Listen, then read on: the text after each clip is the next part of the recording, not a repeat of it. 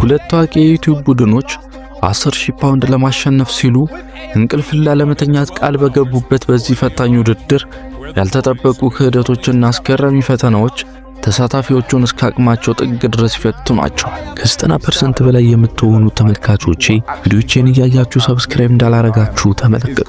አሁኑኑ ሰብስክራይብ በማድረግ የዚህ አሪፍ ቤተሰብ አባል ይሁኑ ስል በትህትና እጠይቃለሁ። የቤታ ስኳድና የኤምፒ አባላት በአሜሪካ ምድር ተሰብስበው እጅግ ፈታኝ ወደ ሆነው ትዕግስትና የጽናት ውድድር ገብተዋል። ዋናው ዓላማቸው አንድና ግልጽ ነው።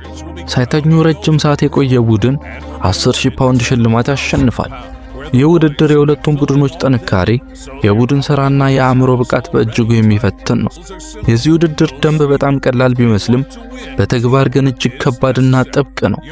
ማንም ሰው አይኑን ከ10 ሰከንድ በላይ ከጨፈነ ወይም ከሸፈነ ከጨዋታው ወዲያው ይሰረዛል። በተጨማሪም ተሳታፊዎች ስንት ሰዓት እንዳለፈ እንዳያውቁና የስነ ልቦና ጫና እንዲበዛባቸው ለማድረግ ሲባል የሞባይል ስልኮቻቸው በሙሉ ተነጥቀዋል። ነገሩን የበለጠ አሳሳቢ የሚያደርገው ደግሞ ውድድሩ ከመጀመሩ በፊት ራሱ ተሳታፊዎቹ ለ12 ሰዓታት ያህል ሌላ ቪዲዮ ሲቀርጹ መዋላቸው ነው።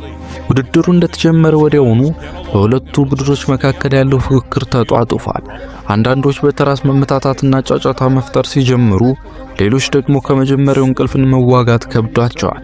በተለይም ኬኒ ገና ከጅምሩ ከፍተኛ የኃይል መመናመንና ድካም እንደሚሰማው ለጓደኞቹ ተናግሯል። የመጀመሪያው ፍጥጫ። ተሳታፊዎቹን በሙሉ በጂም ውስጥ ሰብስበው የመጀመሪያውን አካላዊ ፈተና ይፋ አደረጉ። ሁሉም ተሳታፊዎች ሁለት ክብደቶችን በእጆቻቸው አንስተው ወደ ላይ በመዘርጋት ለረጅም ሰዓት መያዝ አለባቸው። መመሪያው ግልጽ ነበር። የመጀመሪያዎቹ ክብደቱን የጣሉ ሁለት ሰዎች እጅግ ከባድ ቅጣት ይጠብቃቸዋል። ብዙም ሳይቆይ የድካም ስሜት በፊታቸው ላይ መነበብ ጀመረ። አንዳንዶች በስርቆት ለማረፍ ሲሞክሩ፣ በመጨረሻም ኬኒና ዴቪስ ተሸንፈው ክብደታቸውን በመጣላቸው የተዘጋጀባቸውን ቅጣት ለመቀበል ተገደዋል። ቅጣቱ የእንቅልፍ ክፍል በሚባል በሚታወቀው ጨለማ ጸጥ ያለና ምንም አይነት ትኩረት የሚስብ ነገር በሌለበት ክፍል ውስጥ ለአንድ ሰዓት ያህል አልጋ ላይ በጀርባቸው ተኝተው ማሳለፍ ነው። ይህ ክፍል እንቅልፍን ለማምጣት ታስቦ የተዘጋጀ በመሆኑ ለደከመ ሰው እጅግ ፈታኝ ቦታ ነው። ኬኒና ዴቪስ ወደ ክፍሉ ሲገቡ የተቀሩት አባላት ከውጭ ሆነው የተለያዩ የቃላት ጦርነቶችን እያካሄዱና የሚቀጥለውን ተሰናባች ማንነት እየገመቱ ነበር። አብዛኛዎቹ የኤምፒ አባላት ቤታ ስኳድ በቀላሉ እንደሚሸነፍ በልበ ሙሉነት ይናገሩ ነበር። በአንጻሩ በእንቅልፍ ክፍል ውስጥ ዴቪስ ራሱን ለማነቃቃት ከተለያዩ ሐሳቦች ጋር ሲታገል፣ ኬኒ ግን ቀስ በቀስ በአእምሮው ውስጥ የሌሉ ነገሮችን ለምሳሌ ዝንቦችን ማየት ጀምሮ ነበር። ከአንድ ሰዓት ቆይታ በኋላ ክፍሉን በሰላም ለቀው ቢወጡም ዳኞቹ የካሜራ ቀረጻውን ሲመለከቱ የኬኒ አይኖች ከ10 ሰከንድ በላይ በመጨፈናቸው ከጨዋታው የመጀመሪያው ተሰናባች ሆኗል። በዚህም ቤታ ስኳድ ገና በጧቱ አንድ አባል በማጣት ትልቅ ጉዳት ደርሶ የቃላት ጦርነትና ታክቲክ። ቤታ ስኳድ አንድ አባል በማጣቱ ምክንያት የኤምፒ አባላትን ለማድከም በማሰብ ፑሻፕ ውድድር ጀመሩ። ዓላማቸው ተቃራኒ ቡድንን በማስጨነቅ ኃይላቸውን እንዲያማጥጡ ማድረግ ቢሆንም ይህ ስልት ብዙም አልሰራላቸው። ብዙም ሳይቆይ ሁለተኛው ፈተና መጣ። ሁለቱ ቡድኖች በራፕ ውድድር እርስ በርስ እንዲፋለሙ ታዘዙ። ውድድሩ ሲጀመር ሁለቱም ወገኖች የቃላት ናዳ በማውረድ እርስ በእርስ መተቸት ጀመሩ። የኤምፒ አባላት በራፕ ውድድሩ ላይ የተሻለ ብቃትና ጥበባዊ ቅንብር በማሳየታቸው በቀላሉ አሸናፊ ሆኑ። እንደ ሽልማትም ከቤታ ስኳድ ሁለት ሰዎችን መርጠው ወደ እንቅልፍ ክፍሉ የመላክ ዕድል አገኙ። የኤምፒ በታክቲክ በማሰብ ሻርኪንና ኤጄን ወደ ክፍል ላኳቸው። ሻርክ ከዚህ ቀደም በተመሳሳይ ሁኔታ እንቅልፍ አሸንፎት ስለነበር አብዛኛው ሰው በዚህ ሁኔታ በቀላሉ እንደሚሰናበት በስጋት ይጠብቀው ነበር። ነገር ግን ሁለቱም የቤታ ስኳድ አባላት በከፍተኛ ጥንካሬ እንቅልፋቸውን ተቋቋሙ። ራሳቸውን ለማነቃቃት ልዩ ልዩ ዘዴዎችን በመጠቀም ከአንድ ሰዓት በኋላ በሰላም ወደ ዋናው ክፍል ተመልሰዋል። የሻርኪና የኤጄ መትረፍ ለቤታ ስኳድ ትልቅ የሞራል ጥንካሬ ፈጥሯል። የድብብቆሽ ውጥረት። ቀጣዩ ፈተና እጅግ አስደሳችና ልብ አንጠልጣይ የሆነ የድብብቆሽ ጨዋታ ነው። ተሳታፊዎቹ ሙሉ በሙሉ በአንድ ትልቅ ቤት ውስጥ መደበቅ ነበረባቸው። አዳኞቹ ደግሞ ፕሮፌሽናል የፖሊስ አባላት ነበሩ። የፖሊስ አባላቱ አነፍናፊ ውሾቹን ይዘው ቤቱን መፈተሽ ሲጀምሩ ፈተናው ከታሰበው በላይ አስፈሪ መሆኑ ታወቀ። ከመጨረሻ የተያዙት ሁለት ሰዎች ወደ እንቅልፍ ክፍሉ እንደሚላኩ ተነግሯቸዋል። ጨዋታው ሲጀምር ሁሉም ተደናግጦ የተሻለ መደበቂያ ፍለጋ ሩጫ ጀመረ። ክሪስ ምግብ እየበላ ስለነበር ጥሩ መደበቂያ ሳያገኝ በመቅረቱ ከመጋረጃ ጀርባ ቢወሸቅም በቀላሉ የመጀመሪያው ተያዥ ሆነ። በዚህ መሃል ክህደት ተፈጠረ። ዴቪስ ራሱን ለማዳን ሲል ሌሎች ተሳታፊዎችን በተለይም ክሪስ ያሉበትን ቦታ ለአዳኞቹ አሳልፈው በመስጠት ከዳ። ሆኖም የእርሱ መደበቂያ ብዙም አስተማማኝ ስላልነበር ብዙም ሳይቆይ ተያዘ። ከሁሉም በተሻለ ሁኔታ መደበቅ የቻሉት ኤጀንትና ኤጂ ብቻ ነበሩ። ኤጀንት በፖሊሶቹ መካከል አየር ማቀዝቀዣ አካባቢ ራሱን ደብቆ ሲያመልጥ፣ ኤጂ ደግሞ በማይታመን ሁኔታ ክፍት ቦታ ላይ ተደብቆ ማንም ሳየው በማለፉ የአዳኞቹን ብቃት ጥያቄ ውስጥ አስገብቶ በውድድሩ ደንብ መሰረት በመጀመሪያ የተያዙት ፋንታምና ዴቪስ ወደ እንቅልፍ ክፍሉ ተላኩ። ይህ ለዴቪስ ሁለተኛ ጊዜ ወደ ቅጣት ክፍል መግባቱ ነበር። ይህ በእንዲህ እንዳለ ከጨዋታው በኋላ ዱክ በተቀመጠበት አይኖቹን ከ90 ሰከንድ በላይ ዘግቶ ስለነበር በእንቅልፍ ክፍል ውስጥ ባይሆንም የውድድሩን ዋና ሕግ በመጣሱ ምክንያት ከጨዋታው ተሰናብቷል። የኤምፒ ቡድንም የመጀመሪያ አባሉን አጣ። ያልታሰበው እራት። ውድድሩ እየገፋ ሲሄድ በእንቅልፍ ክፍል ውስጥ የነበረው ፋንታም በእንቅልፍ ኃይል በመሸነፉ ከጨዋታው ወጣ። ብዙም ሳይቆይ ካይ ደግሞ በውጭኛው ክፍል ውስጥ እያለ ክሪስ ትኩረት ነፍጎት አይኑን በመጨፈኑ ተሰናብቷል። ይህም ለኤምፒ ቡድን እጅግ ትልቅ ኪሳራና ያልተጠበቀ ድንጋጤ ነበር።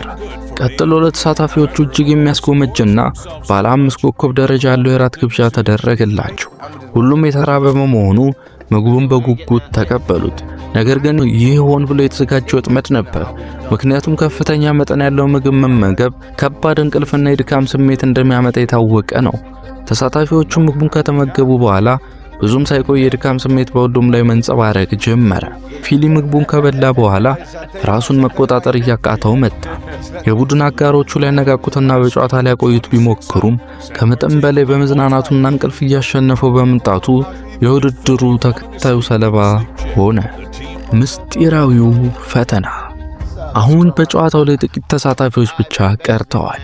ቀጣዩ ፈተና አይን የተሸፈነበት የማን አደረገው ምርመራ ነበር። በዚህ ጨዋታ ተሳታፊዎቹ አይናቸውን ይሸፈኑና አንደኛው ተመርጦ ጨርቁን በሌላ ተሳታፊ ላይ ያስቀምጣል። ጨርቁ የተቀመጠበት ሰው ማን እንዳደረገበት መገመት አለበት። ከሳተ ወደ እንቅልፍ ክፍሉ ይላካል።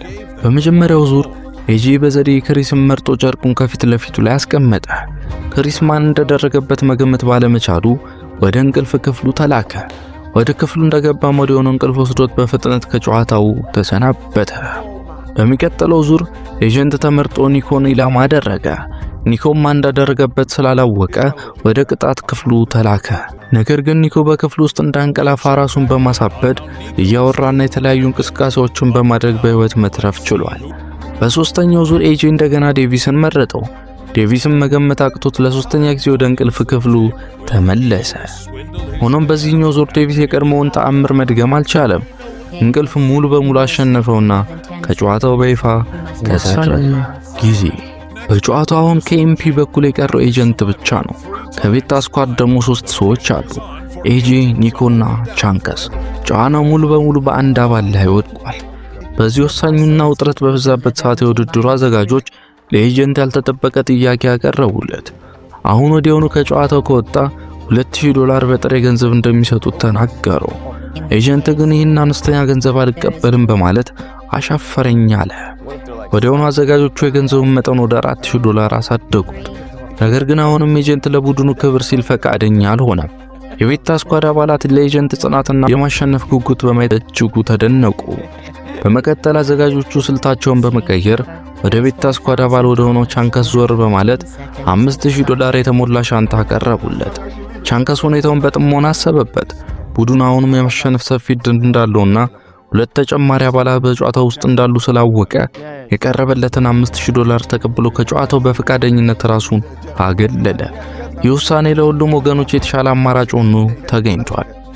የመጨረሻው ፍልሚያ። አሁን ውድድሩ የመጨረሻ ምዕራፍ ላይ ደርሷል። ኤጂና ኒኮ ከቤታ ስኳድ እንዲሁም ኤጀንት ብቻውን ከኤምፒ ሆነው ለፍጻሜ ጦርነት ተፋጠዋል። የመጨረሻው ፈተና ሶስቱም ወደ እንቅልፍ ክፍሉ ገብተው ማንም ሳይተኛ የመጨረሻውን ሰዓት ማሳለፍ ነበር። በዚህ ጊዜ ድካሙ ከሰው ልጅ አቅም በላይ የሆነ መጥቷል። 25 ሰዓታት ያለምንም እንቅልፍ በተለያዩ ፈተናና ጫናዎች ውስጥ ማሳለፍ በሁሉም ላይ ከባድ አካላዊና አእምሮአዊ ስብራት ፈጥሯል። ሶስቱም አልጋ ላይ ተኝተው አይናቸውን ላለመክደን ከፍተኛ ትግል ያደርጋሉ። ኤጄና ኒኮ ራሳቸውን በተለያዩ መንገዶች እያነቃቁ እየተንቀሳቀሱና አእምሯቸውን ስራ እያስያዙ ሲታገሉ የኤጀንት አይኖች ግን ቀስ በቀስ መከደን ጀመሩ። የኤጀንት የድካም መጠን ከቁጥጥር ውጭ እየሆነ መጣ። በመጨረሻም የኤጀንት አይኖች ከ10 ሰከንድ በላይ ተዘግተው ቆዩ። የማስጠንቀቂያ ደወሉ ጮኸ። ዳኞቹም ኤጀንት መሸነፉን ይፋ አደረጉ። ኤጀንት ከጨዋታው ሲሰናበት የቤታ ስኳድ አባላት በታላቅ ደስታ ፈነደቁ። ቤታ ስኳድ ውድድሩን በይፋ በማሸነፍ 10,000 ፓውንዱን የራሳቸው ቢያደርጉም የኤጀንት አስደናቂ ጥንካሬ ጽናትና እስከ መጨረሻው ሰዓት ያደረገውን ተጋድሎ በማክበር ገንዘቡን ለእርሶም ለማካፈል በልግስና ተስማሙ። ይህ እጅግ አድካሚና ፈታኝ ውድድር በሁለቱ ቡድኖች መካከል በተፈጠረ ጥልቅ የወንድማማችነት ስሜትና መከባበር በደማቁ ተጠናቀቀ።